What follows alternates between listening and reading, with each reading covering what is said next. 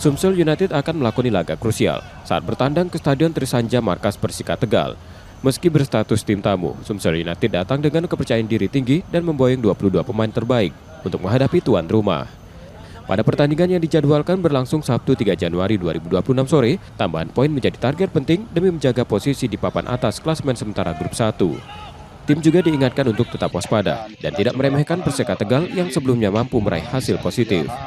Cuma hari ini kita bisa latihan taktikal sedikit. Jadi mudah-mudahan latihan yang ada 1 jam setengah ini bisa dimanfaatkan membuat desain pemain kita melawan Tegal.